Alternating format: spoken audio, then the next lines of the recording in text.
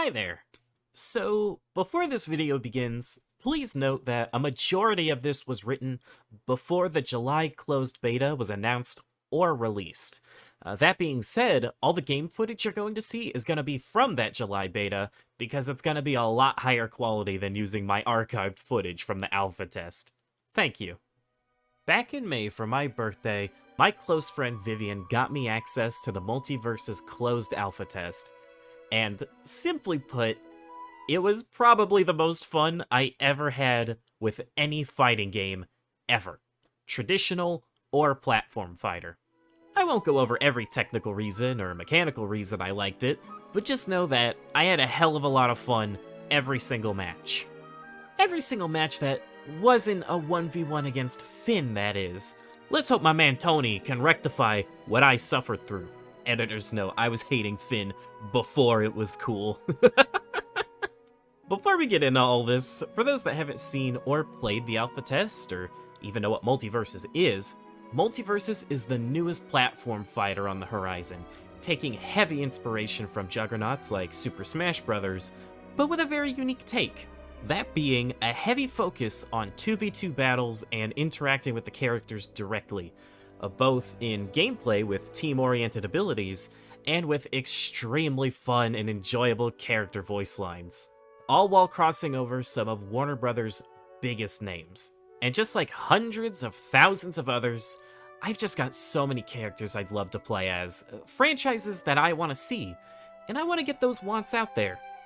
This is my first attempt at a fully scripted video, so do forgive me if I ramble a little bit or deliver things a bit oddly, but I'm just so excited at the potential this game has, and I want to share and express that excitement with y'all. This will be a multi-part series of my massive wish list where I want to go over 8 categories: playable characters, stages, assists, items, music, announcer packs, skins and variants, and lastly, some miscellaneous additions that I thought of while working on the rest of the video, since it probably won't be out until after the game's already released. I feel like I don't need to explain too much regarding each category, but there will be some important things to note, such as stage balance or character classifications when we get to their respective segments. Part 1 is almost exclusively going to be about playable characters, with future parts going over multiple categories at a time. Truthfully, I wanted to do it all in one go, but I got a little carried away with how much I wanted to say and how much I learned about video making in this whole process, as you can see by the duration. Lastly, I want to make an important note that, while I am aware of many leaks and data mines, I will not be going over any of these throughout the video, nor have those events influenced my wishlist choices. This is not a prediction list or a leak recap. This is just a list of characters I either have an attachment to or would love to see represented. If it just so happens that the character got leaked or data mined, I see no point in mentioning it and taking that excitement away from those who may not know. So, don't expect any spoilers that were not publicly available in promotional material or the game's closed alpha. Now then, for playable characters, let's start with the categorization of fighters and the topic of third-party characters. I hope you enjoy. Characters are split up into 5 roles, but these roles are more of generalizations rather than direct explanations about what a character is and what they should do. Just because a character is a support doesn't automatically mean they're locked into buffing teammates, and just because someone's a mage doesn't mean they can't get in your face. The devs haven't said exactly what makes each of these roles what they are, but after playing and watching more than enough gameplay, it's fairly easy to pick up on. I plan on going over my wish list while sticking to these classifications to spark a bit more creativity. Starting off with the most common role of the alpha, we have the bruisers. Bruisers are pretty much simple all-arounders. Some might have a projectile or a utility move, but for the most part they're simple, to the point, and they excel at getting killing blows. They usually have aspects of the other roles built into them, such as Batman having a mixture of mage and assassin abilities, or Shaggy having support and tanking capabilities. Don't be surprised if, in a year from now, we have more bruisers than any other role. They just seem like the go-to. Assassins are amazing at racking up damage, and they are the bane of 1v1s. Don't be surprised if you queue up into a Finn, only to find yourself at 200% within the first minute. They're fast, they can rush you down at any moment, and they can chain attacks like crazy. But they do struggle to kill. If they can get a cheesy combo near the edge of the screen, they can usually get one pretty easily. But from center stage, you're gonna be safe for a while. Trust me. Tanks are heavy, they're beefy, and they can take a lot of damage. So far, only 2 tank characters have been playable, but both of them prove to be quite the hassle if not properly dealt with in 2v2s and free-for-alls. They typically have some form of staying in the position they want to stay in, whether it's Superman's armor keeping him from budging, or Wonder Woman's shield and lasso letting her play wherever she wants to, even in the air. Mages are the big brain role with a heavy emphasis on projectiles and traps, which is more than evident with the 2 mages we have had in the alpha, Bugs Bunny and Tom and Jerry. Mages are extremely chaotic with their projectiles, and they aren't to be treated lightly, as they can keep their distance like crazy, and on the off chance you do close that distance, you better hope it wasn't part of their plan.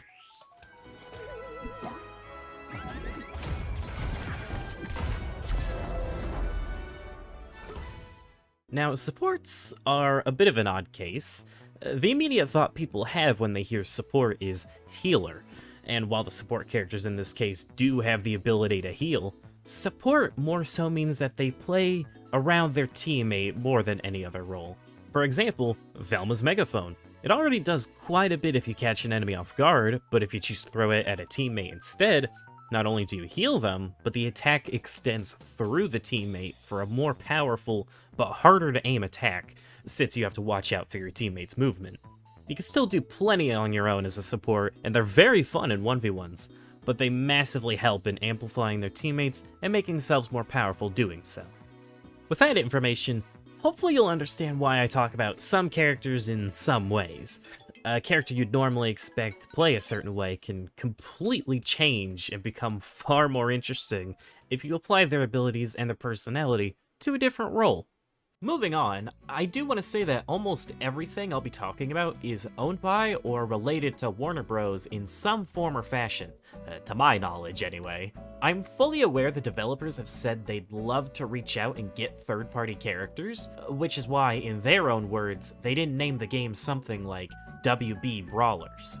I have nothing against the people who want third-party characters, as I'd be down with them too, but I find that when you open the discussion up that much, speculation and character topics can become a little less interesting. I'm a firm believer that limitations can boost creativity. That all being said, if the floodgates are really that open, obviously there's characters I'd love to see that Warner Bros. Don't own, whether it be that they didn't get into other crossover games, or they're just characters I really like. I don't really want to give much reason behind these because they're extremely unlikely, and also I just kind of want to get to the real meat of things. Just know that these are characters I like, I'm not taking licensing issues into consideration at all, and I can't wait to see what they'll do if they go through with having third-party characters. Originally, I was going to list all the characters out loud, but truthfully, that began to feel lame and drawn out. So instead I've got them scrolling on screen for you to see. Now, for those listening to this in the background, do forgive me, but it just felt weird naming a bunch of cartoon characters or obscure Scrimblow Bimblow characters or random meme characters out loud like that. With that nonsense out of the way, here's my Multiversus Wishlist roster. Now, a quick note and final note, I swear. Every character you see on the top row is a character I'm going to be going pretty in-depth with. All the characters on the bottom row are ones that I'd still love to see, but I don't have as many ideas or as much to say compared to the ones on top, so we'll be saving those for last. Starting with...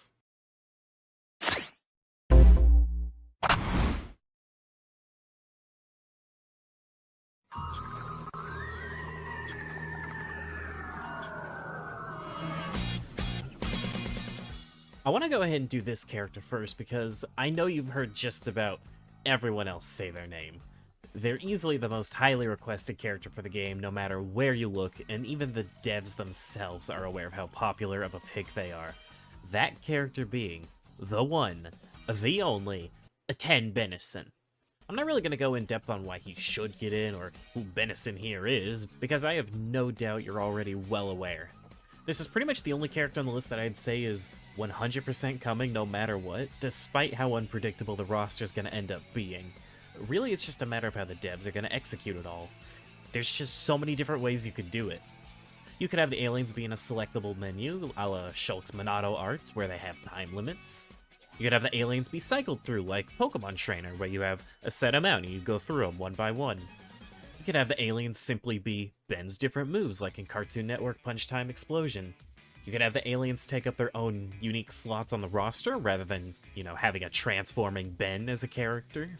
Or even you could have Ben choose his aliens before a fight, almost like a customizable fighter. I know just about everyone wants to see a selectable alien moveset, but honestly, I'd be happy with any of these. Personally, I'd love to actually see the aliens as their own slots, but I understand that would take away from what makes Ben so interesting of a pick. If they did go with a selectable alien moveset, I would say this would be my dream scenario.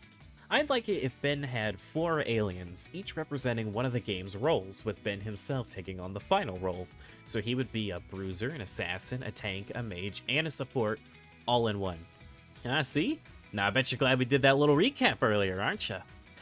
I know this would be a nightmare to balance and extremely difficult to execute, but I think it fits Ben's adaptability the greatest while making sure just about anyone could find interest in him. If you're gonna go that extra mile for a character like this, you may as well make it someone that everyone can find enjoyment in, you know?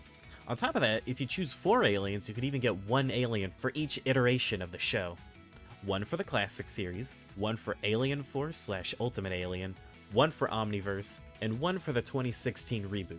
Realistically, I think they would do Heat Blast for the Mage, Humongousaur for the Tank, Feedback for the Assassin, and Shock Rock for the Bruiser, with Human Ben himself acting as a support. That way, if Ben didn't have his aliens up, he could still help out his teammate pretty well with weird buffs, maybe with, like, Mr. Smoothies, who knows. You can also swap things all over the place. Maybe have Accelerate as your assassin, NRG as your tank, Blocks as your mage, and Slapback as your bruiser. Really, the potential of Ben is limitless. They could give him as little as 2 aliens or as many as 20. It's really no wonder why he's such a popular pick. Now, what version of Ben would I personally want? Well, Multiversus seems to have a theme of combining each iteration of a character into one super character, so I guess I'd love to see some kind of mishmash of all of them together. Though if they weren't going to do that and I did have to pick one, I would say either Classic Ben for recognizability and popularity, or Omniverse Ben for the fact that he canonically has almost every alien in the show, along with lots of skin potential. I mean, straight up Omniverse, you've got like 6 alternate universe Bens that you could make skins out of, and their themes and colors could be applied to pretty much any alien, regardless if it's been officially shown.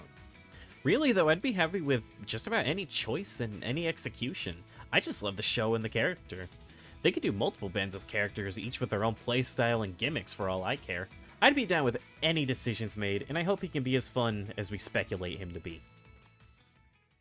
Also, I know y'all didn't ask, but if you want to know which aliens I want to see the most, here's my top 10 favorite aliens in the franchise, with no particular order. Accelerate, Cannonbolt, Snarrow, Chromastone, Brainstorm, Armadillo, Terraspin, Pesky Dusk, Toepic, Atomics. Okay, moving on.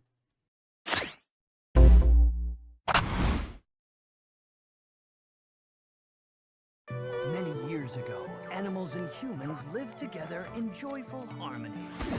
But then, a wicked trickster called High Roller fooled the animals into thinking humans were their enemies. Chaos reigned until an army of heroes came together to protect the humans and end the war. This is Hero 108. Hero 108 was a show I loved as a kid. I would watch it every day it was on, and even played the online MMO that for some reason existed. I played it so much as a kid. I pretty much liked all of the main characters, and truthfully, I struggled to pick one for the list. Except Mr. No Hands, whose favorite character was Mr. No Hands, and if he is, why? Lin Chung was my original pick because he's pretty much the poster boy of the show.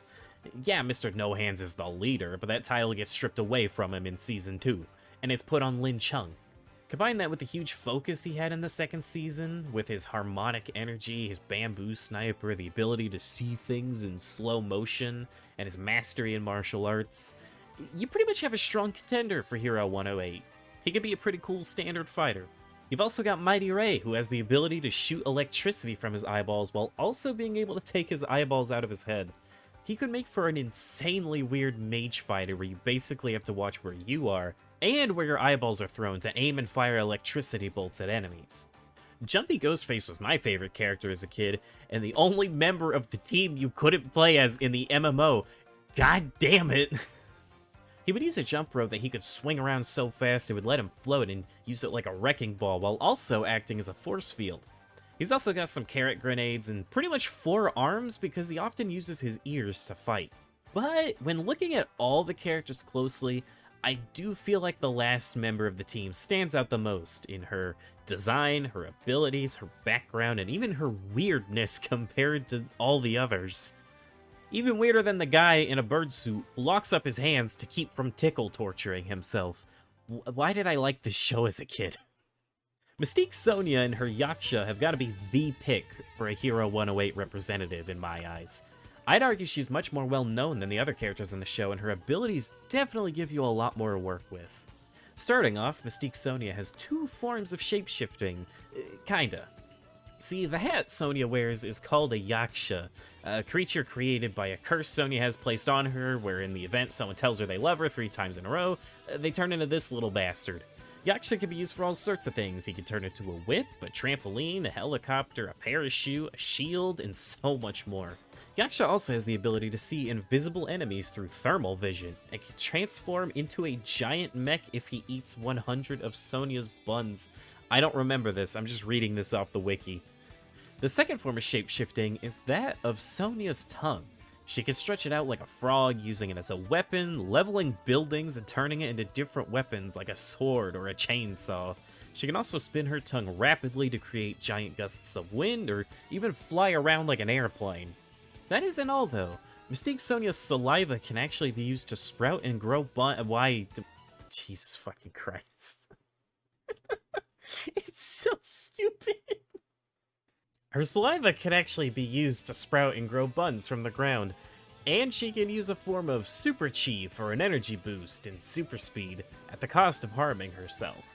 Now, that's a lot to take in, and truthfully, I don't feel the need to go into much detail for a moveset, since I feel like anyone can get a good idea at just what she'd do in-game. For her role, I'd say she would work great as a support. Yaksha could shapeshift in all sorts of helpful objects, while Sonia herself pushes enemies away with her gusts of wind and grows buns to heal her teammates. She can damage herself with super chi to buff her ally speed, turn into a plane for her allies to ride, reveal invisible enemies with her thermal vision. She just has a lot of supportive capabilities.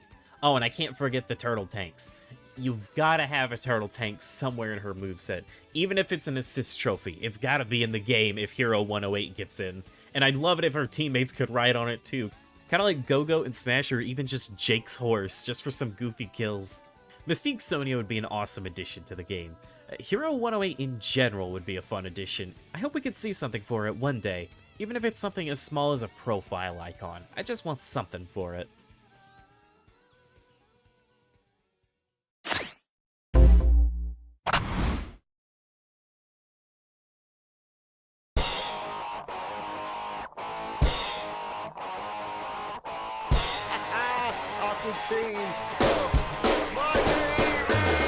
At the time of writing this, I've been binging a ton of Aqua Teen Hunger Force like crazy, and it's gotta be one of the funniest goddamn shows I've ever watched.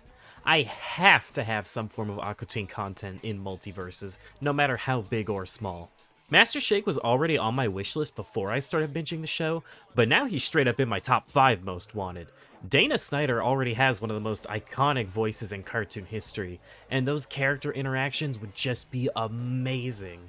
Just him dickishly talking about how much better he is than everyone else, ranting about him only losing because he didn't feel like actually trying, that he could win if he felt like it. Master Shake is the perfect amount of charismatic toxicity, and I want to hear him shit talk non-stop. With his moveset, as weird as it's gonna sound, I want Master Shake to be a support. Now I know what you're thinking. Why would one of the most jackassy, lazy, and selfish characters be a support? Well, supports usually play around their teammates, right? To me, there's nothing more fitting than Master Shake having a moveset where the entire purpose is to get his teammate to do all the work for him. It's really hard to think of a full, coherent moveset for Shake, but I think designing him around the philosophy of someone else should suffer instead of me could be a really fun and unique way to go, so long as he isn't too heavily themed around running away and staying out of the fight. Then again, in the alpha, we had Rain Dog, so maybe they're just cool with characters who can run around saying fuck all to fighting. Master Shake would lie to motivate his teammate, convincing them that they have buffs, letting them push past the point they should probably be dead because he doesn't want to do it, he doesn't want to get hurt trying. Through the sheer powers of egotism and stupidity, Shake allows him and his teammate to survive brutal beatings far longer than they probably should. He's big, he's bulky, he's easy to hit, and it lets him take plenty of attention and damage for his teammate. But with how strong his stubbornness and bias is, he gets back up anyway, even though he's probably bleeding internally, simply because he doesn't want to show weakness. He really wants to show that he's better than everyone else. Shake could also use all sorts of different shenanigans to get people into trouble, like tossing out a half-eaten brood witch to pull enemies out of battle for a short second, kinda like Steven does, or even setting up his teammate for easy kills by fighting dirty and tripping his opponent. Maybe grabbing an enemy or even his teammate to use as a meat shield, protecting him from any attacks while they take the hit. And of course, he's gotta have his Shake power. Shake power activate! Shake power activate! Activate Shake power! Since Shake doesn't have any arms or legs, he could use a straw for some janky upward kills by jutting it out and bending it. Besides that, a majority of his melee attacks would probably just be him kicking and tipping around his giant cup cankle. Maybe you could even continue the theme of bringing a baseball bat and a hammer to the fight like Bugs and Harley. Who knows? Definitely something I'd love to see, as well as how Aqua Teen's style of purposefully cheap animation would translate into multiverses. I don't think it would be easy, but if they nailed it just right, I can't put into words how happy I'd be. Master Shake has oodles of personality ready to be played with in multiverses, and I hope we can see it in full someday. Honestly, I'd even be down with Frylock or Meatwad being the playable character. The hell, if you really wanted, you can make them a trio for all I care. Just give me one of the funny, vulgar foods, and I'll be happy.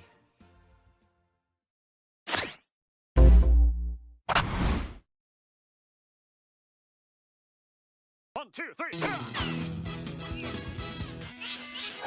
Where there?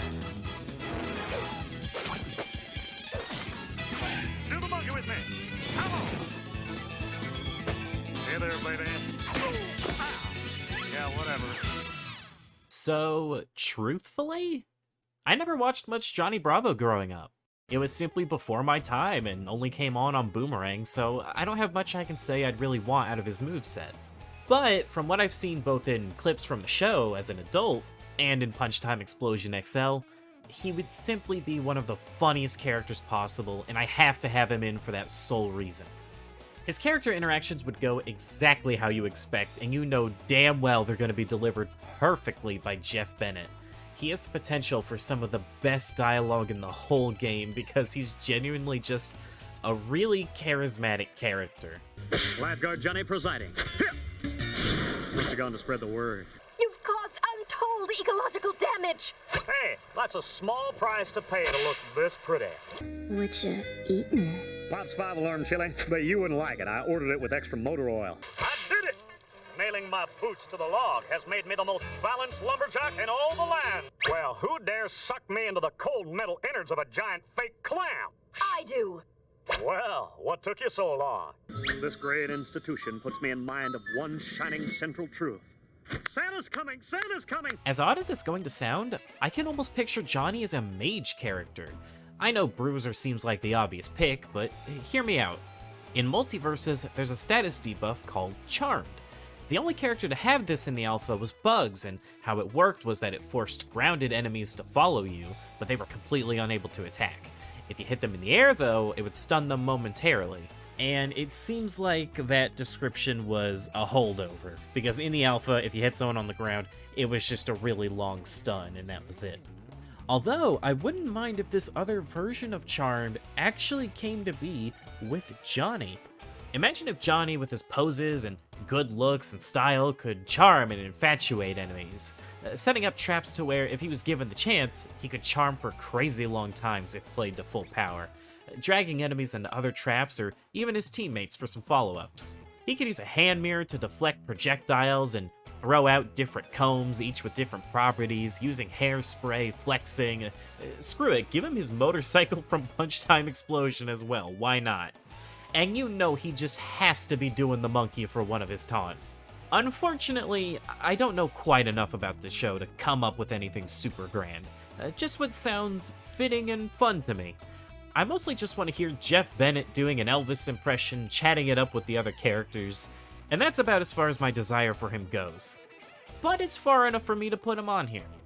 Lastly, shoutouts to Johnny for having the greatest neutral air to ever exist in a platform fighter back in Punch Time Explosion. Bring it back, devs, come on! Little definition of perfection, I love it so much.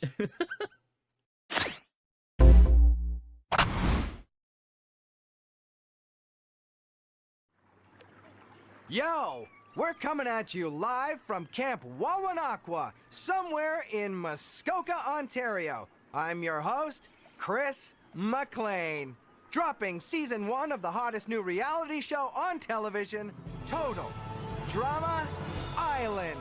Total Drama is one of those franchises that's just built to spit out fun, lovable character after fun, lovable character. And honestly, it surprises me that more people don't have a character from it as a part of their wish lists. Chris McLean, Izzy, Heather, Lindsay, Duncan, Gwen, Ezekiel, Harold, Alejandro, Chef. Even the later generations of the show have some great ones like Bee, Joe, Lightning, Jasmine, the Ice Dancers, hell, most of the duos from Redonkulous Race. The franchise just has so many memorable characters. But if you're even somewhat familiar with the show, you know who has to be the one who gets in. Owen is just the guy to represent Total Drama. He was a finalist in the first season of the show, a large part of the second and third seasons, and even when they tried having a completely new cast of characters, Owen came back for cameo appearances. He was in Revenge of the Island and All-Stars before returning as a real main contender in the spin-off Redonkulous Race. And if you still aren't convinced, as of now, they're teasing 2 new upcoming seasons of Total Drama, and looky there, Owen is front and center in the teaser images. It's even the same stock art that I nabbed for this video and everything. He appears in the show more than any other contestant, hell, any other character for that matter. A clear favorite between both the fans of the show and the creators of it. I imagine Owen as a tank, but not just because he's built like an absolute brick wall. Owen's always been insanely resilient, able to hold his ground and excitedly jump into any situation the show throws at him. He looked death straight in the face and just went for it for his team. He isn't very agile, but he still held up a pretty decent record in the season all about racing on foot, and if you entice him with food, he'll run a damn marathon for it. And you'll notice that besides calling him a tank, I kinda sorta don't have any real basis for a moveset other than him just being big and slow. Because really, you can do anything you need a big, bulky, food-loving character to do. Bashing and bumping enemies around, holding his ground. Probably a strong bear hug for a command grab, like all cool heavy characters. And you could use pretty much any challenge from the series for bonus moveset material. I think him being themed around wanting to get hit, or going in despite an enemy attack because he can tank it without flinching, just feels right at home. I wrote Homer. It just feels right at home. You could have him do a belly flop with armor, a shoulder bash that breaks through enemy attacks, and have him absorb damage to let it out later because whether you like it or not, someone's gotta have a fart move in the game. Come on, Multiverses. All the cool platform fighters have a character with a fart move. Owen's just a big lovable goof, and I'd love to beat up the Iron Giant as Superman with him.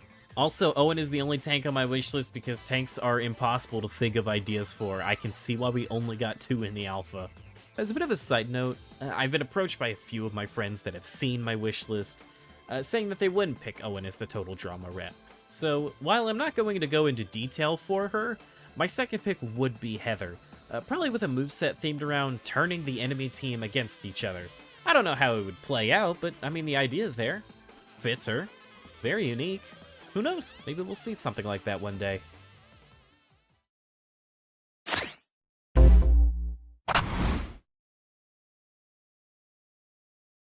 So, bit of a story time with this one. I was homeschooled for a large chunk of my life, and a benefit to that was that if I simply couldn't finish a piece of homework some days, I had the ability to put it off until my brain was in the right place, meaning I could go and watch TV or play games for the rest of my day. However, my mom did have a bit of a rule to this, a caveat. That being that if I was going to play video games instead of doing my book work, I could only play educational games. Now, she didn't mean anything directly themed around math or science or history. Her definition of educational game was very different. Some examples of games I was allowed to play include Spore, as it taught me about the life cycle, and the later stages in the game taught me about resource management. Assassin's Creed was also allowed because elements are based on real-world history. I think. I don't know. I never actually played any of them. That was more my brother's thing.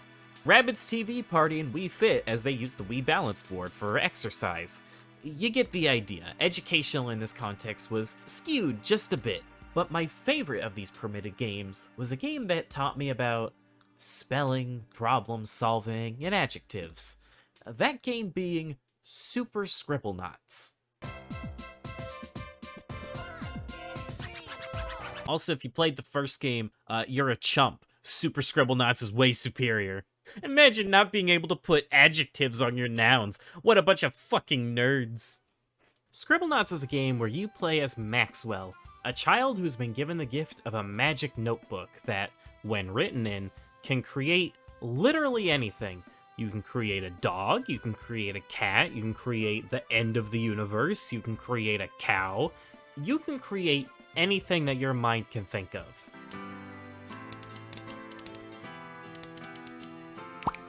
Okay, well, maybe not everything. You're limited to anything that isn't copyrighted material or a proper noun.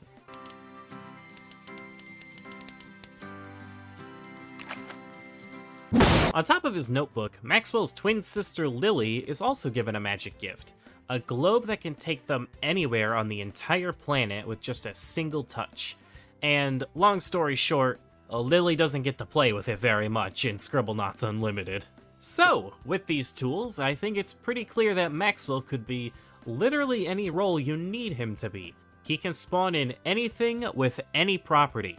If it wasn't for the proper noun rule, he could straight up have an Omnitrix of his own, turn into Alien X, blink, and automatically just win. Having the ability to spawn in just about anything makes his moveset almost impossible to create, as it's near limitless potential. But in my mind, I think he would be most fun as a support. Maxwell's whole series is about helping others. The main collectible of the games, Starites, can only be created through people's gratitude for your help. Well, that and also cheating if you just feel like being a jackass for not helping others. Not to mention, Maxwell can also alter pre-existing items by applying adjectives to them.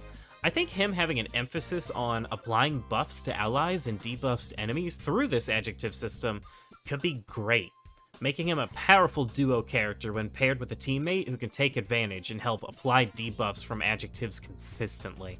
He can also spawn in animals, foods, vehicles, and more to do all sorts of things like send out attacks, get his allies around the stage, and stopping his opponents from landing a killing blow.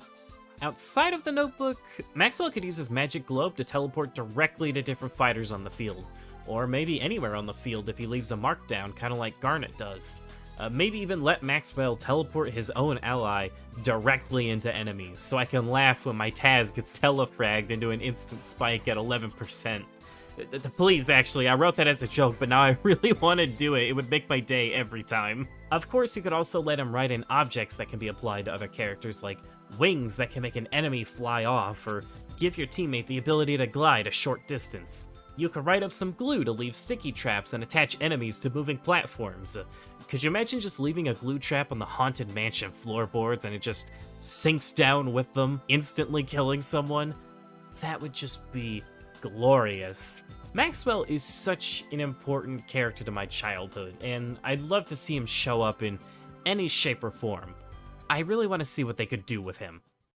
Also, if you didn't pick up on it, Scribblenauts is indeed a Warner Bros. Game, like Mortal Kombat or the LEGO games, which is why he's able to be on here. Speaking of LEGO...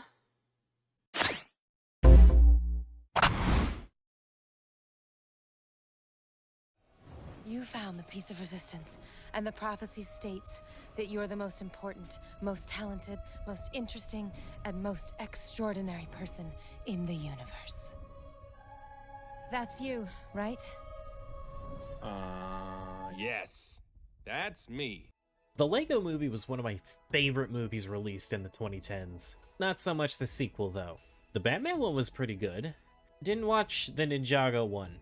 That being said, I still do wish we got the Billion Brick Race, because that just sounded like so much fun. Anyway, I adored this movie when it came out, and I still do. It's one of the only films that I ever saw where my immediate reaction to it ending was, I want to watch that again right now.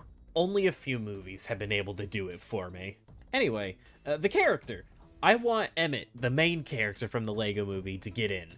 He was one of the first characters I ever put on my wish list when Multiversus got announced. And ever since then, I've wondered what his moveset could be. We've already talked a ton about limitless characters, but come on, it's LEGO.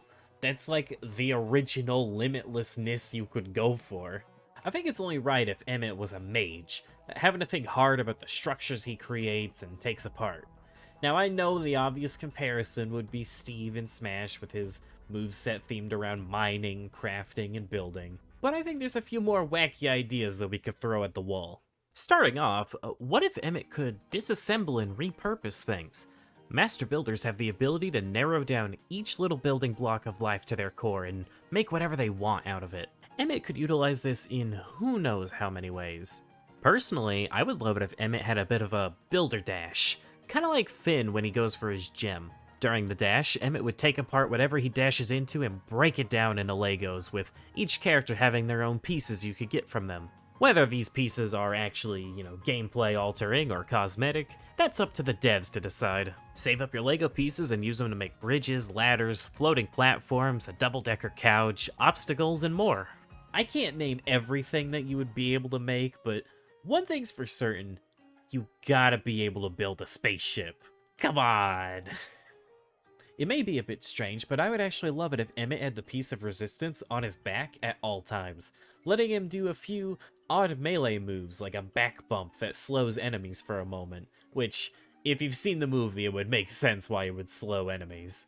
In fact, I think there are a bunch of fun melee moves he could do that take advantage of Emmett being made of Lego, like being able to rotate his arms, hands, and head 360 degrees. Maybe he could spin his entire body while his head stays in place and he could wildly flail his arms about. And man, I'd love it if they replicated the style and flair of the LEGO movies, with the stop-motion-like animation and especially all the different ways they handled effects. Explosions were LEGO, water was LEGO, smoke was LEGO, even in between frames of the animation to make the characters look stretchy was done with LEGO pieces. And to really nail it home, when Emmett gets wrung out, I don't want to hear a scream, I don't want to hear a yell, what I want to hear is... And lastly, yes, it's a bit of an overdone joke, but come on. Let him throw tiny Legos on the ground for opponents to step on. It'll be funny. Emmett has unlimited potential past that of even Ben and Maxwell. I want them to take full advantage of that potential and make him the most talented, most interesting, and most extraordinary fighter that Multiversus has to offer. Also, I think we all know what has to be a taunt no matter what. Tonight on Where Are My Pants? Honey, where are my pants?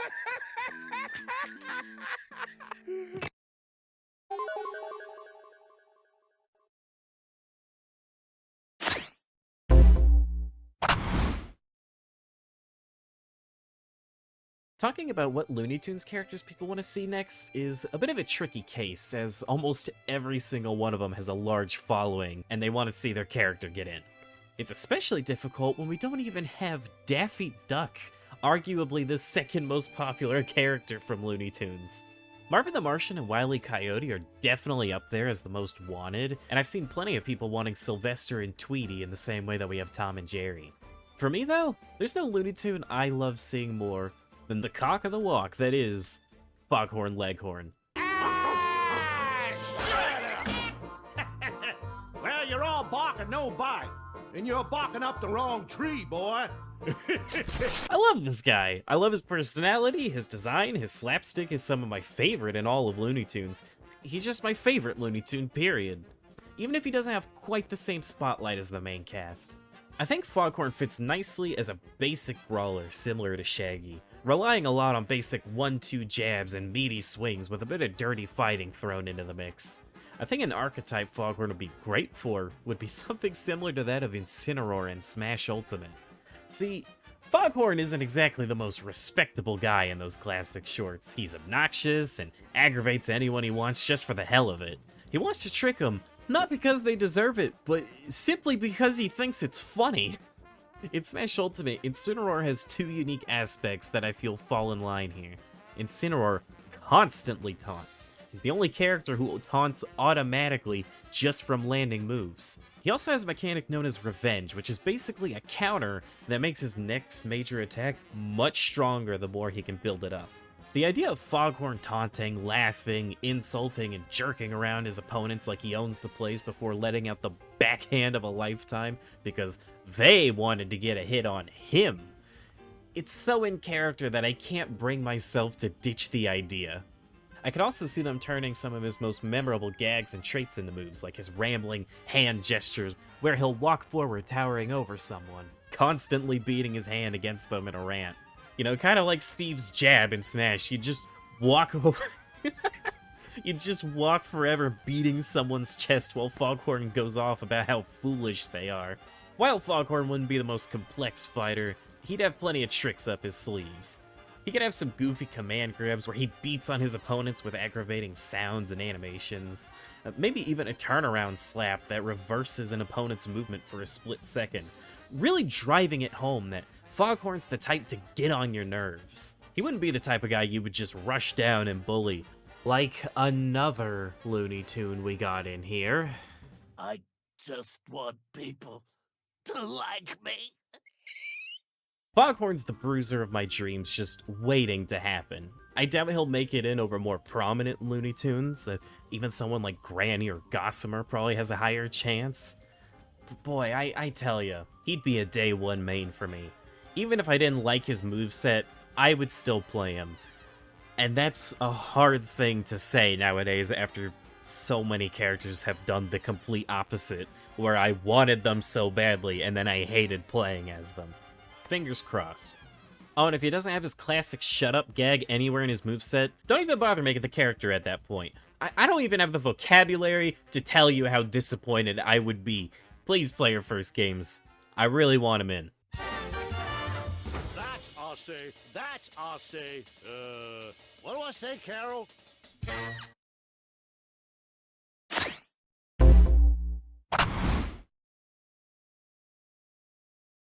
When a lot of people think about their favorite Batman villains, they tend to jump to some of the bigger names. The ones that are in just about every iteration of the franchise. Bane, Joker, Poison Ivy, the Riddler, Clayface, Two-Face, Catwoman, Killer Croc, Superman, Scarecrow, Ra's al Ghul, the Penguin, you get the idea. Batman has so many iconic and memorable villains spanning across multiple generations. But for me, there's one that's always stood out. His voice actor, his powers, his personality, his amazing design. I'd go as far as to say he's one of my favorite villains in any media, even if he only showed up for one special episode of Batman the Brave and the Bold. Dastardly, despicable, disturbingly, inexplicable, and eminently kickable. That filthy rotten rat is the Music Meister!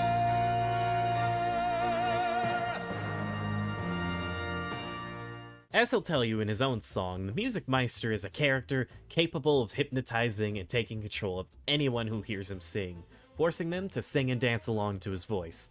Voiced by Neil Patrick Harris, you can imagine that the songs performed throughout the special are pretty damn good, and oh my god, not a single one misses.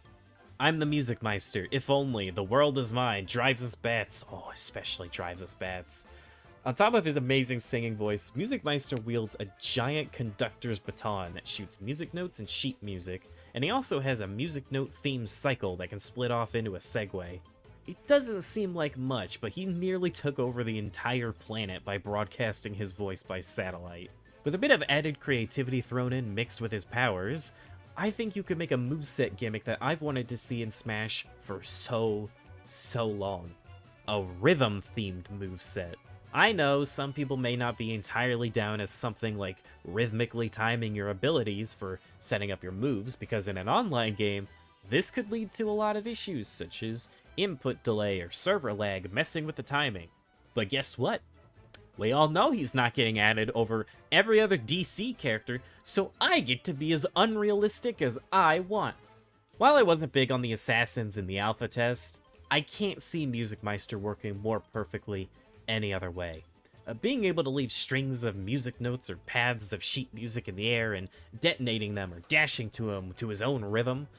With the right timing and focus, you could chain baton swings and projectiles like a master, racking up tons of damage. You know, an assassin's job. Not to mention Music Meister could have some form of speaker attack that lets you knock back an opponent. Let's say you've got a speaker attack charged up with a string of music notes in the air.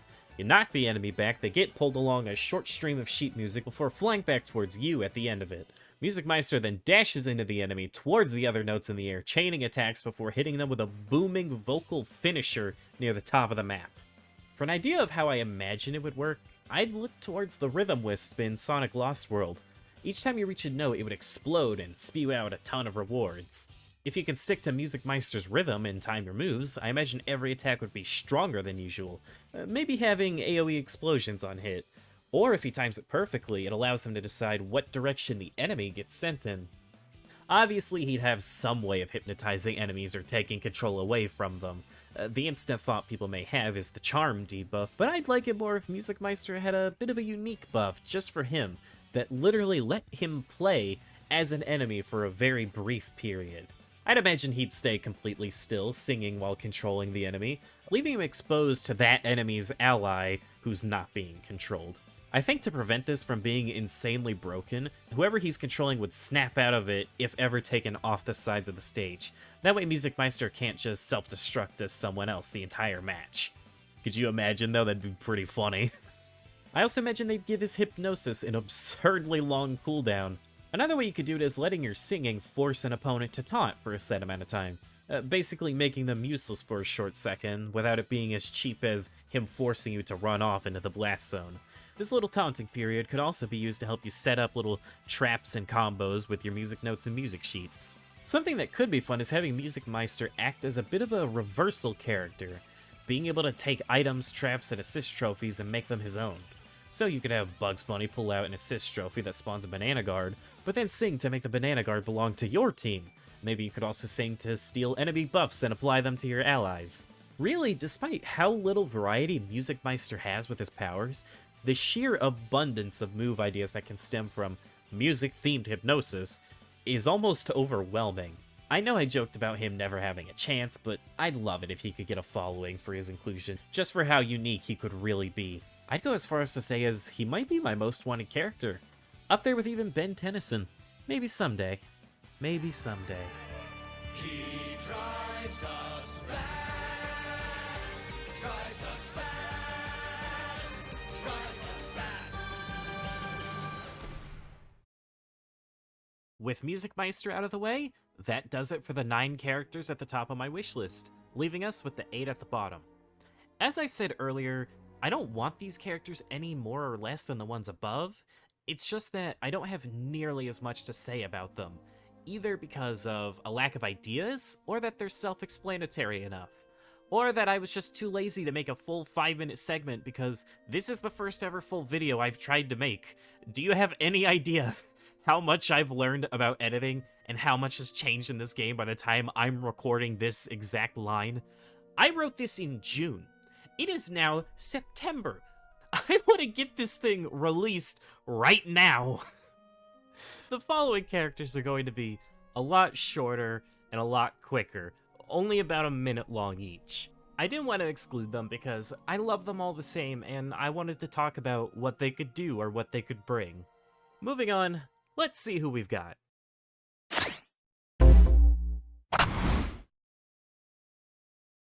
On the rainy, stormy, foggy nights, when the sinister forces of evil are abroad, hostile Gato rides into town to clean up.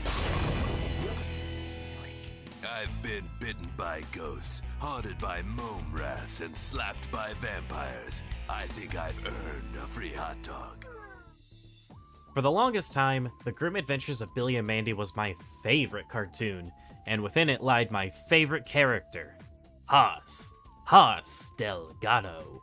A cheesy yet gritty 90s action movie inspired supernatural exterminator with a robotic hand that can take on the shape of any weapon you need it to. A cannon, a chainsaw that fires crossbows, a taser, a spork, a machine gun, an explosive mace, a net launcher, and so much more. He's got an entire arsenal in his right hand alone. The interactions he'd have with the characters, treating them as if they're paranormal bounties that he's there to slay like he's the main character, would just be a delight. I'd love it if he was themed around getting in the face of his enemies, but with lots of tricks and traps like bait, nets, or goo that can slow down enemies, really hammering in that exterminator part of his character, having him actively hunt down all the other fighters. I know a lot of people want Billy and Mandy themselves or Grim, but I think getting a random little side character like this would be great. And also, yes, I feel like it's obligatory that I have to mention that he was in Punch Time Explosion. He was fine there, I guess. At least he got it better off than another character that we'll be talking about here very shortly. That's for certain. Haas Delgado's great, and I hope we can see him one day.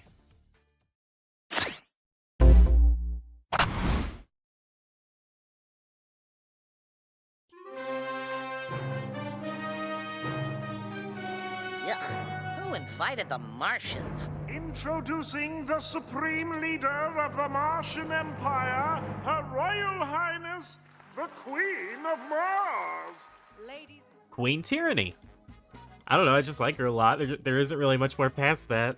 Her design, her voice, and character. Yeah, you can raise your eyebrows at me all you want, but I genuinely think she'd be super fun, especially with her character interactions. Confusing the Looney Tunes for their Duck Dodgers counterparts, or her arguing with Finn over whether she's the ruler of Mars or Abraham Lincoln is, which I swear makes just about as little sense with context.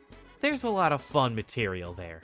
I could see her using a variety of laser-themed Martian weaponry like she did in Duck Dodgers. Laser nunchucks, laser katanas, laser spears, and an absolute plethora of ray guns, as well as her skills in martial arts to bring a nice combination of serious fighting mixed in with Looney Tunes shenanigans.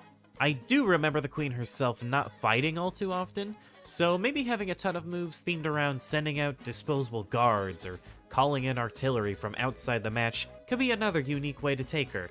Truthfully, it's a little hard for me to think of a whole lot of material, as it's been a very, very long time since I've seen Duck Dodgers. But I remember her being an absolute highlight and would love to see her show up again nowadays through multiverses.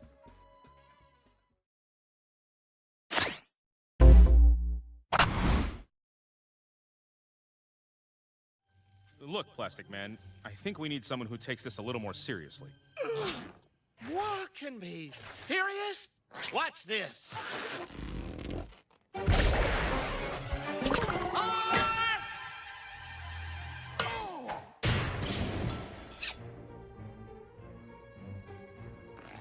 Yikes! My bad, Tin Man!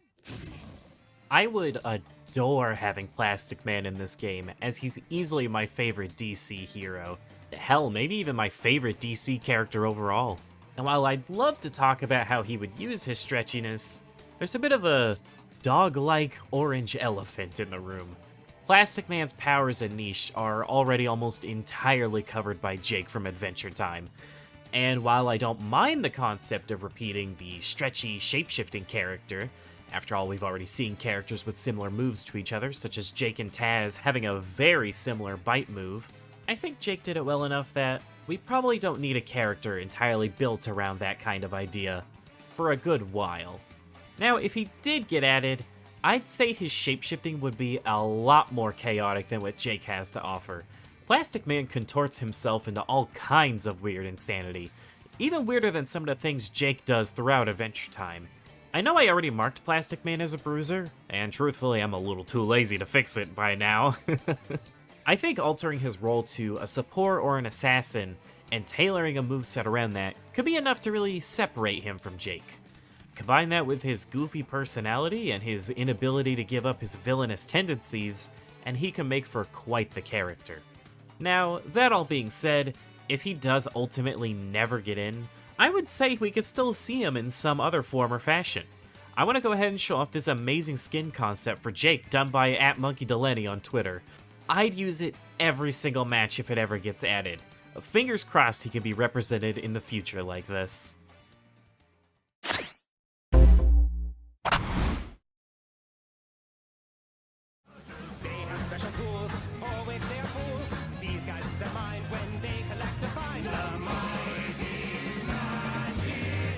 Mighty Magiswords! I loved the Mighty Magisword shorts when they started back in 2016. They were simple, fast-paced shorts of a brother and a sister using goofy swords to fight goofy evil. And that's all it really needed to be. If you haven't seen the show, basically, Prohyas Warrior and Vamber Warrior are two heroes for hire that collect a bunch of niche, ridiculous weapons called Magiswords. You'd think the gimmick would get old, but the swords always have insanely fun designs. You could really make just about any kind of moveset because there's 232 Magiswords. Oh my god. I marked down both Prohyas and Vamber, but really you can't go wrong with either. To my knowledge, all their capabilities come from the Magisword, so you'd probably just have one of them be a variant of the other if you only wanted to have one of them in. Or you could have them swap in and out like Mithra and Pyro or Pokemon Trainer, each with their own Magiswords, although at that point I'd rather just have 2 slots on the roster. You could also try having them use a weapon swap mechanic where they have the same moveset but multiple Magiswords to choose from, like, oh, this one swipes normally, this one swipes and then extends out, this one swipes and fires a projectile. You get it. Weapon durability in the same vein as Robin's Tomes is also a viable idea. Like I said, there's a lot of fun and potential with these guys, and I'd love to see them. And I should probably get around to finishing the actual show sometime, so I'd have a better idea how they would play. But yeah, any kind of weapon swapping, changing, variety moveset just would work great for them, and I'd love to see it. 232. My god.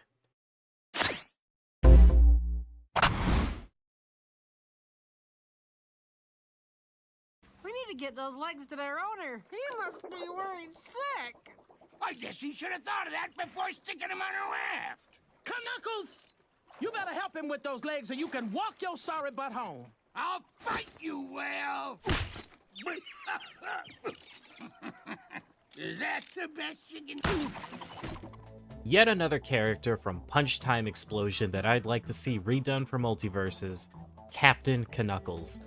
Flapjack was a favorite show of mine growing up, and it holds a special place in my heart because it's one of the few shows my sister and I would sit down and watch together. Now, as for what Knuckles would do, it's a little hard for me to say.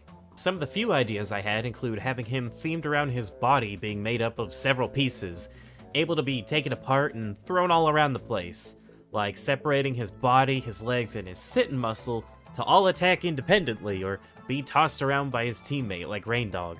He could also use maple syrup to slow enemies and maybe even pickpocket enemies of their items like Shaggy sandwiches. He could be great. If they actually get his original voice actor and pump him full of his candy-addicted, lying, lazy, scummy, drunken personality, it's all I could really ask for. Well, all I could really ask for besides making him more interesting than he was in Punch Time Explosion. I know what people are gonna say. Oh, he was an S tier. He was one of the best characters in the game. I don't care if he was an S tier. Any character would be an S tier if every move they had just turned them into this invincible spinning ball. I mean it, literally everything he does is just spinning. It could have been any character. He doesn't even do anything that Knuckles would do. I guess he makes a sandcastle? Great. Look, if you don't believe me, here's every single spinning move that Captain Knuckles has. Make him more fun if he gets in. Please, I beg of you.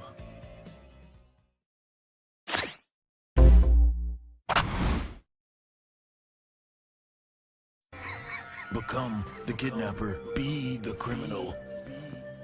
Bingo, the mind scrawl of a madman. My God, he knows who I am. He knows my every fantasy. But I am hot on your trail, sicko. You can feel my hot breath on your neck. Xavier. Can you even really come up with a moveset for Xavier? Don't get me wrong, I adore the humor in the show, and I think Xavier's design is memorable. But what he would actually do is a question that I really can't answer. I feel like he could have and do literally anything.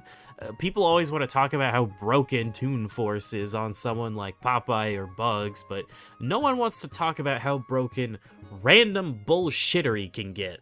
Honestly, I'd love it if they leaned heavily into this part of him, giving him a moveset that can work in just about any situation. Like Bugs or Tom and Jerry, he would just be a character that would make up his combos as he goes along. It would be even better if he could somehow swap his own moves around just to really make it seem like Xavier is BSing his way through the fight with full confidence. It could be hilarious and amazing, and I want him in. I wish I had more to add, and trust me, I tried giving genuine thought behind a moveset, but I wholeheartedly think that making him themed around hitting you with unexpected, forever-changing nonsense and being as unpredictable as the show itself would make for a fun, creative, and unforgettable fighter.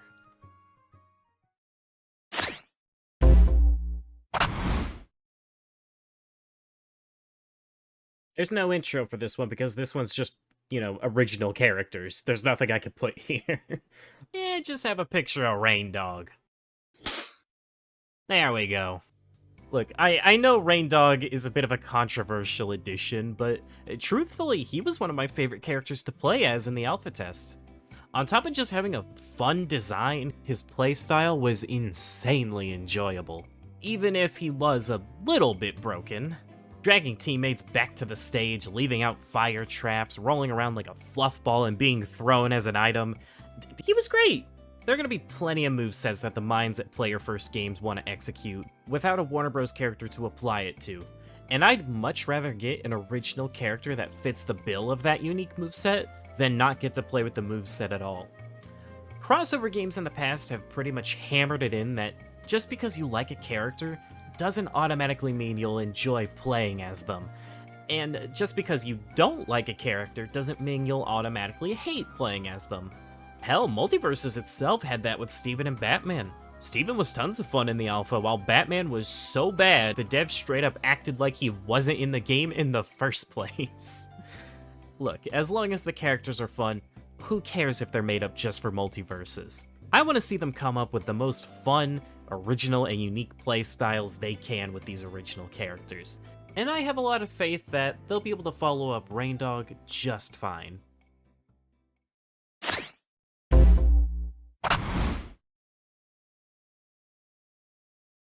Lunchtime Explosion XL! All your favorite Cartoon Network stars are knocking the stuffing out of each other. As Ben 10 met his match with Johnny Bravo, who would win in a battle between Samurai Jack and the Powerpuff Girls? Have fun fighting with friends or join together in story mode. Lunchtime Explosion XL, available on PlayStation 3, Xbox 360, and Nintendo Wii. And lastly, as lame as a final choice it may come off as, I want everyone else that was in Cartoon Network Punch Time Explosion XL. Look, I know, it's a bit of a cop-out answer, but I love just about every single character on this roster. It was the era of Cartoon Network I grew up with the most, and it has more characters and franchises that I have an attachment to than even Multiversus does. Hell, before Multiversus was announced, I actually went out of my way to make a sequel roster for this game in the style of Smash Ultimate. And you can't judge the way it looks because I didn't finish it. It would have looked way better, I swear. The point is, I love all these characters. And a lot of them I even considered putting in this video.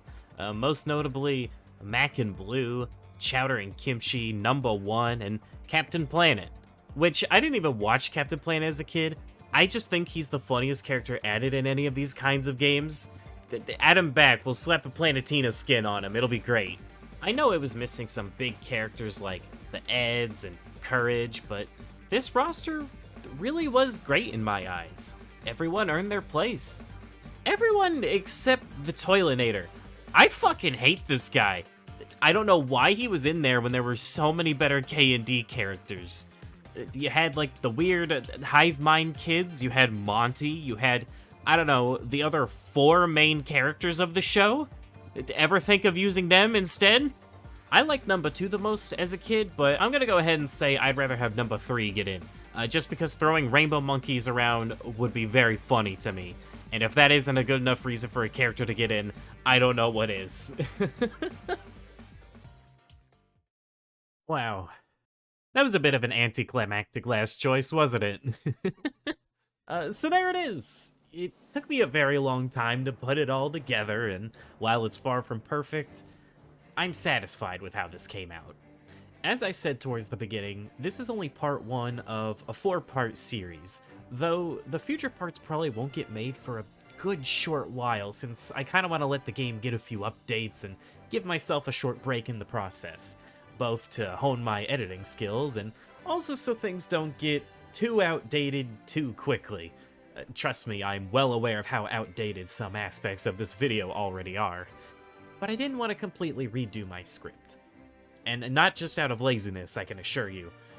I wrote it before the game came out, and I wanted to stick to it. Those were my thoughts when I wanted to do this, and I felt it was best to stick by that. Not only was this my first attempt at a fully scripted video, but also my first real try at editing something big. And it was fun. I liked it a lot, so much so that I've already begun working on a couple other ideas I have. I'm hoping this is a good start to me getting to make content and express myself, and I sincerely hope you enjoyed it for those that made it all the way through. It definitely wasn't easy, but my confidence in being able to do this sort of thing rose dramatically as time went on in the months that I worked on this. It was actually so fun to learn how to do this that I'm going to be recording a bit of a commentary thing about a week after this video goes up. Just talking about stuff behind the scenes, my thought process on some things, you know, stuff of that sort. So if you're interested in seeing that, or if you want to see more in general, you know what to do. And hey, this isn't just a me thing. I'd love to hear y'all's thoughts too. I'd love to hear what characters you want, why you want them, what they would do. But I'd also love to hear some feedback for the video if at all possible, good or bad. If you're also interested, I tend to stream on Twitch when I can, where we play all sorts of things. Even a bit of Multiversus from time to time when a new update comes out. Right now we're playing through Skylanders Giants, which is going to take me quite a bit of time to get through, so feel free to stop by. And for those that stuck it all the way out to the end, I've got a bit of a bonus clip for you coming up. So, I hope you all have a great rest of your days, nights, and evenings, and take care. Thanks for watching, whether it was all the way through or even just a character or two and you skipped to the end. It means the world to me. Hi there. So I'm recording this last second. I was getting the footage for the Punch Time Explosion XL segment, and something a bit strange happened. So while doing these matches, I was trying to get a good variety of things, you know? I wanted different characters and stages every match, so there's always something new or different to jump to. And the last match I did was number 1 versus Dexter on a Ben 10 stage. Everything's fine at first, until the stage transitions and the assist trophies start spawning. So in Punch Time Explosion, items spawn randomly like any other platform fighter. But assist trophies are kind of their own unique core mechanic. They always spawn in the same spot, and have a very cool trait tied to them known as synergies. Basically, if you spawn an assist trophy and they synergize with your character, it's a second final smash. Also, I don't know what the supers are called in this game, so I'm just gonna call them Final Smashes. And so, I'm in the match. I get number 1 synergy, which is Major Glory, funnily enough, from Dexter's Laboratory. And it has Major Glory flying around the stage while number 1 gets full complete flight and he shoots gumballs, right? It's like a standard thing. A Diddy Kong did it in Brawl. So I'm flying around, and just for goofs, I'm curious if this game will let you kill yourself off the top, because sometimes these games just don't let you. They just don't let you die off the top by your own hand. And so, you know, I go up there, and I die. I died off the top, I'm exploded, my life's gone, whatever. And then I respawned. I have now respawned, I have no weapon in hand, I can't attack, there's no visual effect, and the move just isn't ending at all. Major Glory is completely gone, and now Panini has showed up and she's latched onto my brain like a damn Metroid. And by the time she's gone, the Dexter AI has just completely given up, and it has no idea what to do. He's just as befuddled as me. You know, so some time passes, I let him hit me, and that fixes things for a while, but the moment I activate my actual Final Smash and I start flying around again, the AI has proceeded to pop multiple blood vessels and now self-destructs for no reason, instantly ending the match. What the fuck is this game? What's happening?